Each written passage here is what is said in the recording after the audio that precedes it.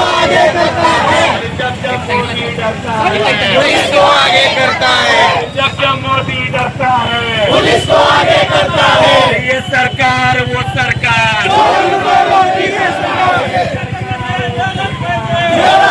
मिळालंच पाहिजे. नीट का बट्टा कडवा है, मोदी सरकार बनवा है, नीट का बट्टा कडवा है. मोदी सरकार बनवा है. घोषणा द्या साहेब, घोषणा.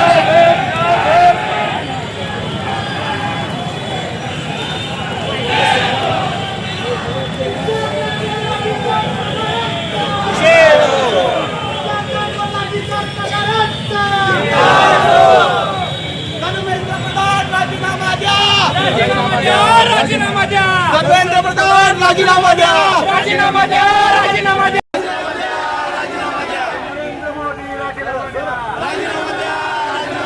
अमित शाह राजीनामा द्या, धर्मेंद्र प्रधान राजीनामा द्या.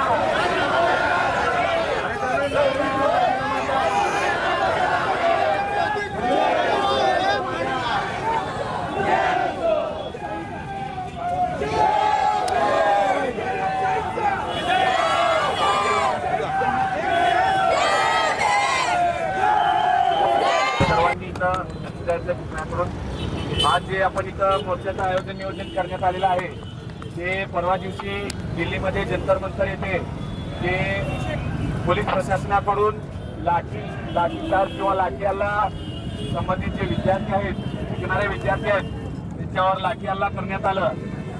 तर त्या अनुषंगाने विधी मंचाच्या वतीने महत्वपूर्ण मीटिंग करण्यात आली आणि त्या मीटिंगच्या माध्यमातून जे वकील मंडळी आहे, जे संविधानाचे रक्षक आहेत, कायदा आणि सुव्यवस्था अबाधित ठेवण्याचं काम जसं पोलीस प्रशासनाचं आहे तसंच वकिलांचं देखील आहे. काढा तिथली पत्रकार बंधू, तिथले गाड्या काढा बोला.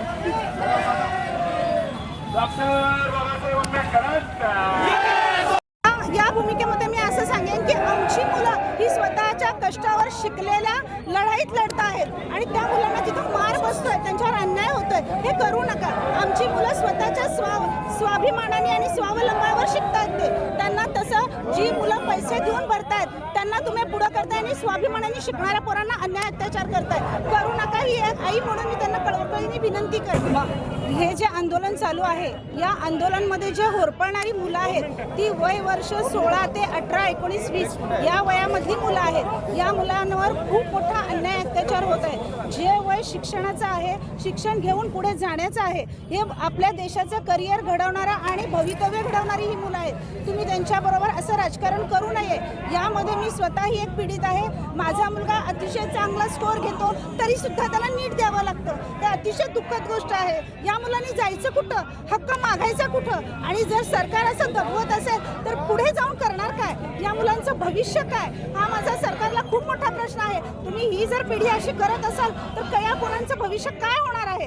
त्यामुळं आम्ही या जंतर मंतरच्या आणि आंदोलन करणाऱ्यांच्या सगळ्यांच्या सोबत आहोत. तुम्ही असा अन्याय करू नका आणि प्रत्येकांना असा त्रास देऊ नका.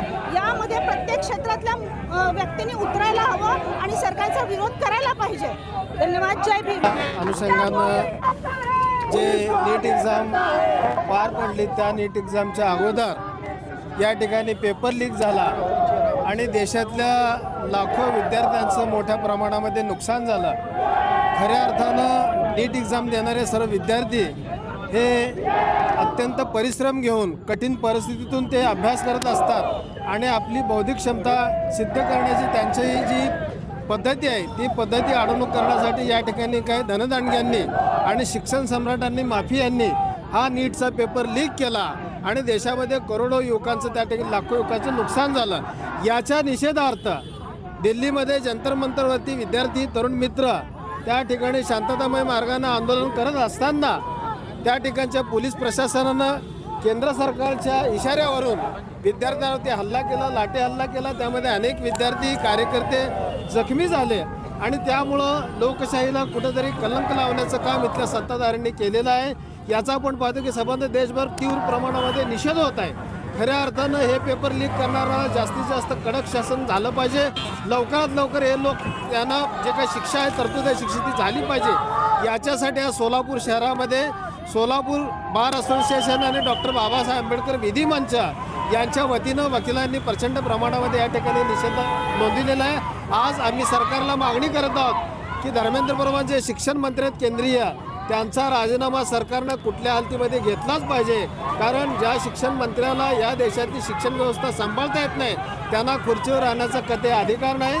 त्यामुळं या आंदोलनाच्या माध्यमातून आम्ही ही मागणी करीत आहोत की देशातील करोडो युवकांची जी मागणी आहे की या ठिकाणी त्यांचं होणारं भविष्यातलं नुकसान थांबवायचं असेल तर खऱ्या अर्थानं अशा जे लोक आहेत जे पेपर लीक करतात आणि खऱ्या अर्थाने या ठिकाणी लोकशाही मोडीत काढण्याचं काम करतात अशा लोकांना वेळीच धडा देण्यासाठी भारतीय संविधानामध्ये कायद्यामध्ये जी काय तरतूद केली आहे त्यानुसार या ठिकाणच्या माफियांना शिक्षण माफियांना जास्तीत जास्त प्रकारचं शासन करावं. तोपर्यंत आम्ही गप्प बसणार नाही अशी या ठिकाणी आम्ही घोषणा करतो. नमस्कार. आज सोलापूर शहरामध्ये डॉक्टर बाबासाहेब आंबेडकर विचार मंचच्या माध्यमातून या ठिकाणी वकिलांचा भव्य असा मोर्चा या ठिकाणी पायदल मार्च या ठिकाणी काढण्यात आलेला आहे. खऱ्या अर्थानं आपण पाहतो की भारत देशामध्ये मागील काही वर्षापासून जर आपण इतिहास पाहिला तर सुमारे 150पेक्षा जास्त अशा पद्धतीचे पेपर फुटीचे प्रकार या ठिकाणी भारत देशामध्ये आपल्याला पाहायला मिळत आहेत. सुमारे 150 वेळा पेपर फुटलेले आहेत. मित्रांनो, हा जो मोर्चा आहे हा कुठल्याही पक्षाच्या विरोधात नाही आहे, कुठल्याही राजकीय पुढाऱ्याच्या विरोधात नाही आहे, परंतु या व्यवस्थेच्या विरोधात आहे. आपल्याला माहीत आहे की पोलीस प्रशासनामध्ये जर एखादा कर्मचारी चुकीचा कृत्य करतो तर तात्काळ त्याला निलंबित केलं जातं, त्याला बडतर्फ केलं जातं, त्याचा राजीनामा घेतला जातो. आज पाहतो आपण की भारताची ही जी शिक्षण व्यवस्था आहे हे मोडकळीस आलेली आहे. आपण अनेक वर्षापासून पाहतो TETचा पेपर असू द्या, अनेक विद्यार्थी शिक्षक बनण्याच्या हेतूने ती परीक्षा देत असतात. दिवस रात्र कष्ट करून त्या ठिकाणी अभ्यास केलेला असतो. आज नीटचा पेपर जर आपण पाहिला तर तुमच्या आमच्यासारख्या अनेक कुटुंबातील मुलं मुली जे आहेत नीटचे पेपर एक विद्यार्थी डॉक्टर होण्यासाठी करत असतो आणि हजारो विद्यार्थी लाखो विद्यार्थी त्या परीक्षेची फी भरलेली असते.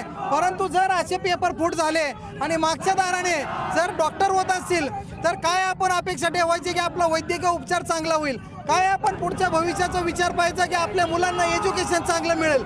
जर प्रत्येक गोष्टी जर फुटून होत असेल आणि मागच्या दारातून पैशाचा प्रकार होऊन जर त्या ठिकाणी डॉक्टर शिक्षक जुनी काही होत असतील तर या व्यवस्थेचा निषेध करणं गरजेचं आहे आणि या ठिकाणी जन उठाव होणं गरजेचं आहे. आज आपण पाहतो जे विद्यार्थी जंतर मंतरवरती या ठिकाणी एक मागणी घेऊन बसले होते. काय होती त्यांची मागणी की देशाचा शिक्षण मंत्री आहे तो अपयशी ठरलेला आहे, त्यांनी कुठलाही गैरप्रकार रोखू शकलेला नाहीये, त्यामुळे त्याला इस्तिफा घ्या, त्याचा राजीनामा घ्या ही एक अपेक्षा होती, एक माफक मागणी होती. परंतु विद्यार्थ्यांना कुठल्याही प्रकारे त्यांना विचाराने धारा न देता शासनाने उलट त्यांच्यावर लाठीमार केला, त्यांचं आंदोलन चिघळण्याचा प्रयत्न केला. जे विद्यार्थी आपण सोशल मीडियाच्या माध्यमातून पाहतो मित्रांनो, पोलिसांच्या लाट्या त्यांना खाव्या लागल्या. कशासाठी? त्यांनी काय चूक केलं? त्यांच्या हातात कुठला दगड नाही, त्यांच्या हातात कुठली लाठी नाहीये. लोकशाही मार्गाने ते आंदोलन करत असताना तो आंदोलन दडपण्याचा प्रकार या ठिकाणी व्यवस्थेनं केलेला आहे आणि अशा व्यवस्थेचा आम्ही या ठिकाणी निषेध केलेला आहे. आमची मागणी आहे शासनाने याची गंभीर दखल घ्यावी आणि जे कोणी ज्याला आपण म्हणतो चुकीला माफी नाही मग तो कोणी का असो ना, त्यामुळे त्याच्यावर कारवाई होणं अपेक्षित आहे आणि येणाऱ्या काळामध्ये पेपर फुटीसारखा कुठलाही प्रकार होऊ नये याला आळा बसणं गरजेचं आहे आणि आंदोलन चिघळणाऱ्या जे कोणी तथाकथित अधिकारी आहेत त्यांच्यावर देखील कारवाई व्हावी. वकील मंडळी बघा, संविधान रक्षक म्हणून आम्ही न्यायालयामध्ये झटत असतो. न्यायालयामध्ये लोकांना सर्वसामान्यांना न्याय मिळवून देण्याचं काम आम्ही करत असतो. परंतु आम्ही केवळ न्याय व्यवस्थेच्या वरती विसंबून राहता कामा नये. जी प्रशासकीय यंत्रणा जी बाजूला आहे त्यांनी देखील याच्यामध्ये कठोर भूमिका घेणं गरजेचं आहे. प्रत्येक गोष्ट न्यायालयामध्ये होत नाही मित्रांनो, त्यामुळे आम्ही रस्त्यावर या ठिकाणी आलेलो आहोत आणि आमची देखील मागणी तीच आहे. जे सर्वसामान्य पालकांची मागणी आहे ती वकिलांची मागणी आहे. सुरक्षित एज्युकेशन व्हायला पाहिजे, पेपर फुटी व्हायला नाही पाहिजे, पैशाच्या अपवार जे करतात त्यांच्यावर कडक शासन व्हायला पाहिजे आणि येणाऱ्या काळामध्ये अशी कुठलीही हिंमत होता कामा नाही की कुठलाही पेपर फुटता कामा नाही. ही आमच्या वकिलांची देखील मागणी आहे. धन्यवाद.